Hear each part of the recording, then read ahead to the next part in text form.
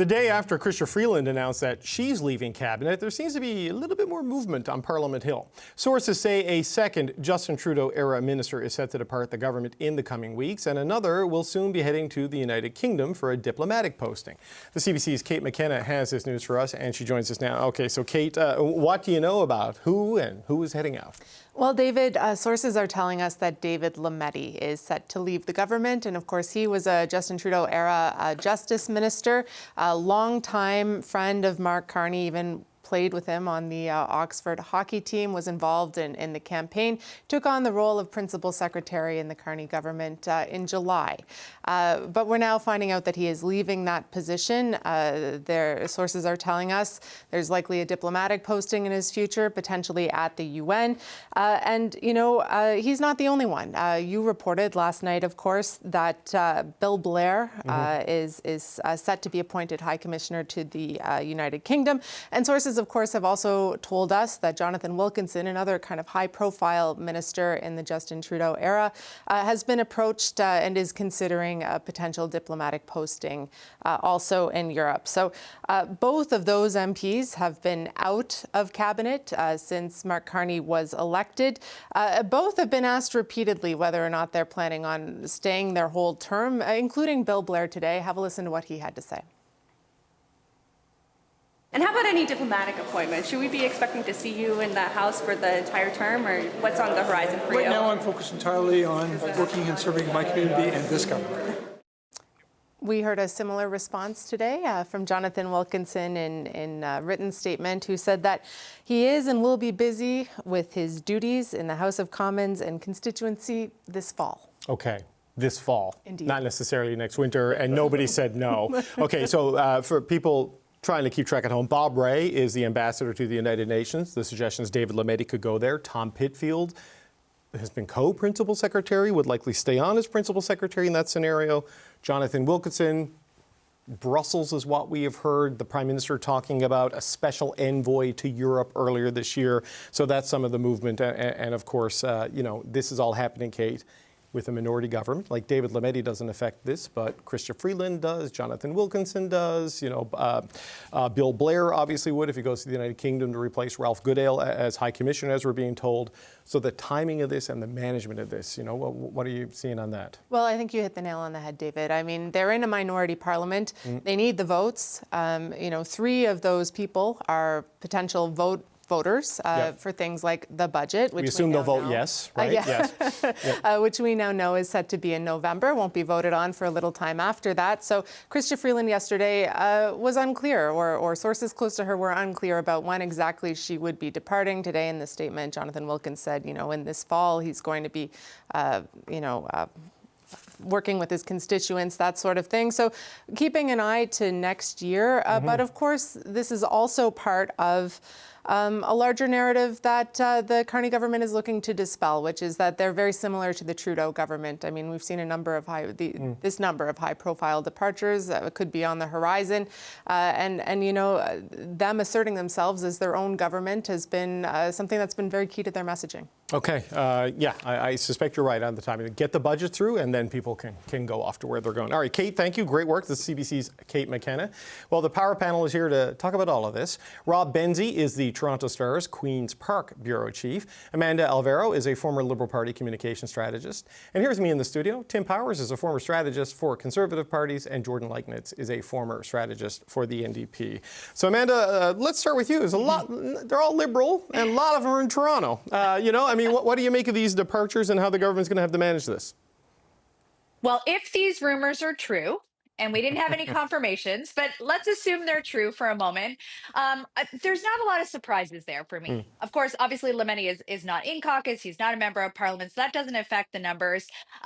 Bill Blair, as we know, there were tons of rumors heading into the last election that he wasn't going to run in that election. I think them deciding to run really helped the Liberals' fortunes to secure those seats where they really needed them, those safer seats.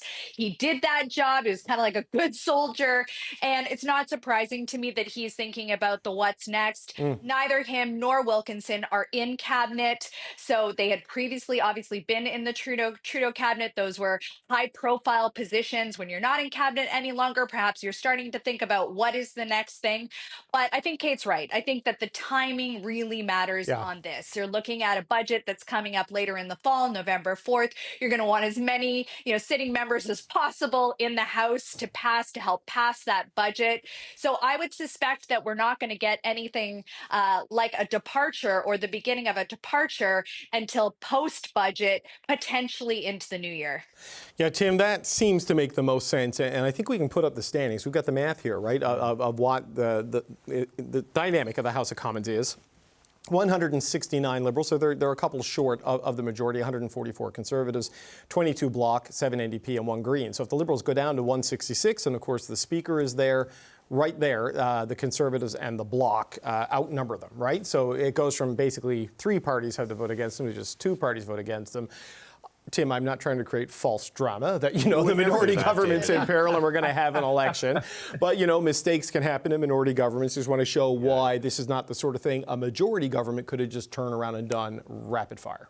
Bring back the Cadman cam, David. We have to have that camera on. Who's Countdown staying, clocks to confidence who's moving. votes. Yeah. Yeah. Look, I think I largely agree with what Amanda says. It makes those MPs that are in this discussion, including Chrystia Freeland, they needed them to win seats just to make sure that they could. Mark Carney didn't have a ton of time to recruit other people. So what really is going to be interesting for me is now that he's been Prime Minister, he still is more popular than not. His party is still leading in the polls. People have a sense of his management style.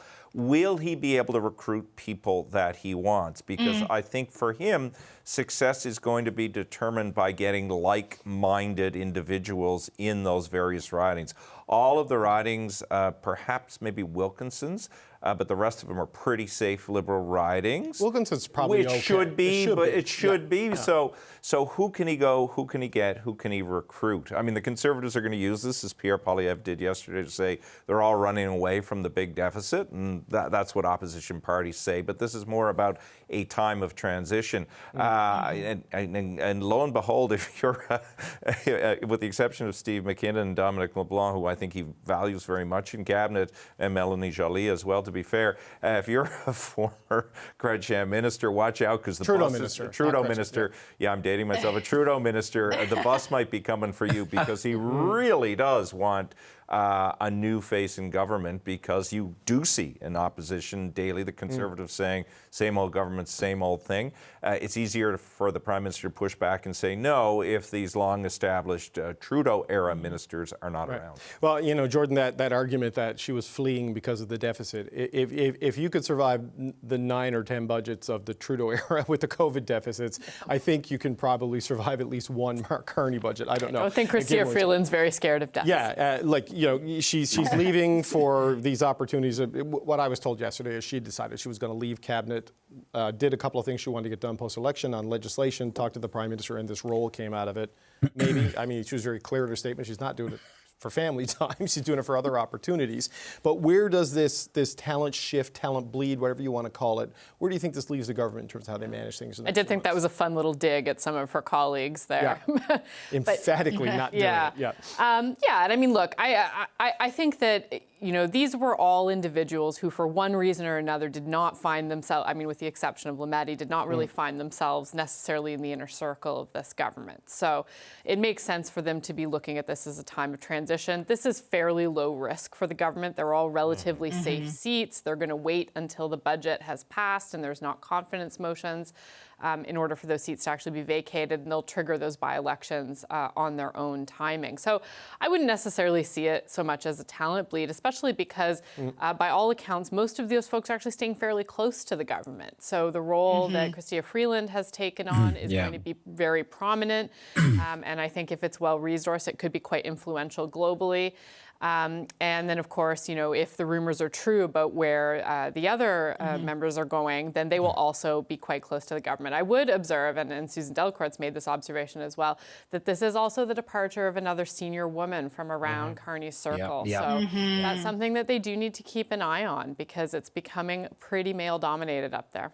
Yeah, and she was in cabinet despite, being a leadership rival. Well, she was one of the 2 leadership rivals who did make it into cabinet.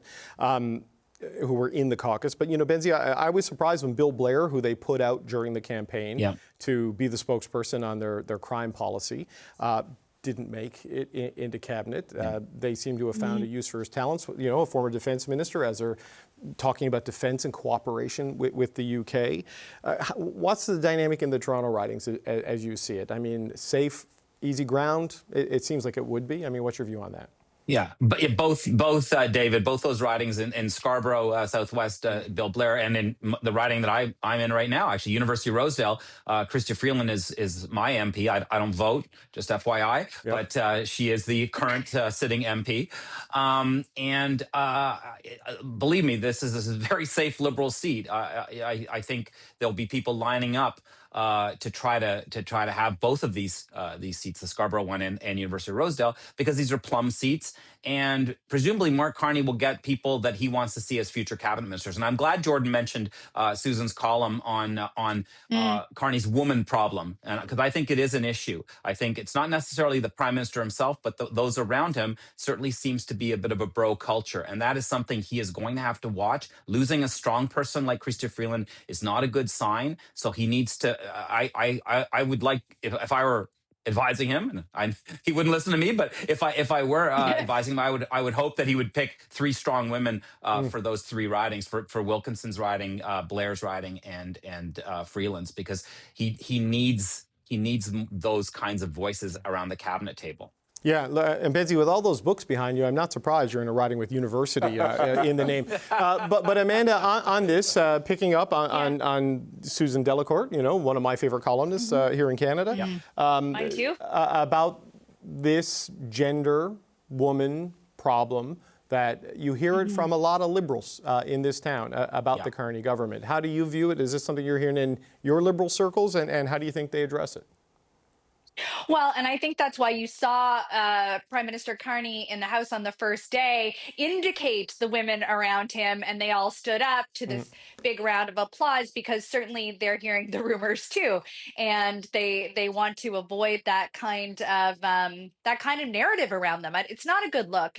I don't necessarily think that Freeland's a big signal that they have a woman problem.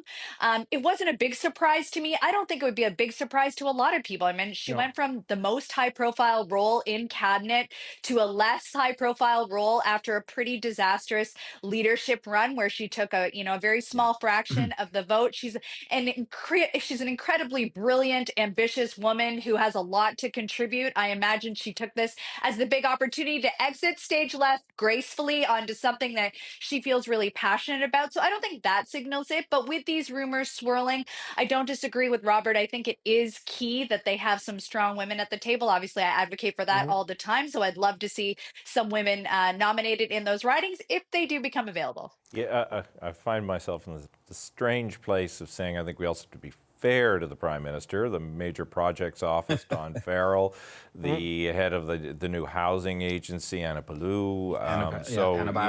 Sorry, Rob, I got the name wrong. And through his family, he has 4 able and pretty impressive daughters. So I think what is interesting around this is, again, this is also dealing with an opportunity Justin Trudeau created when he became Prime Minister for the next leader, and the next leader has to learn to manage that. I don't think it necessarily speaks to Mark Carney's predilections, but the expectation that now exists that there be, as there should be, balance in cabinet and everywhere else. And how he handles that will be fascinating, because Amanda and Jordan do lots of work in this space. Trying to attract 3 women could be much harder than trying to attract 3 men. Susan has also written extensively about this, so hopefully he can, hopefully the other parties can, but it's not the easiest thing to do. No, we've done a lot of interviews with female politicians leaving politics because of the toxicity, their harassment. Catherine McKenna, where the Prime Minister was last night. Yeah, but and it's even worse at the municipal level in politics, which flies under the radar for a lot of people.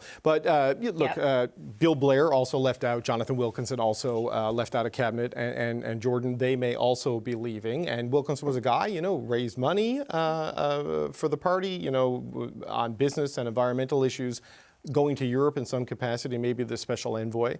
Do they need to, push for women candidates to replace Wilkinson and Blair to deal with this potential image problem? How do you view it? Well, look, I think it's an opportunity, and generally what we know about recruiting female candidates is that if you have to push, you have to ask more often, you have to really search out those candidates because it is a very tough and often really unappealing job right now. But I think the value of it, like, it's not just to fill a quota. That's not the reason, right? It's also about diversifying the voices around the Prime Minister and the advice that the Prime Minister is getting, because more diversity and gender's part of that, but also ideologically around the Prime Minister as well is valuable because it's going to give him a better, broader perspective of what's happening in the country, and that's something he needs.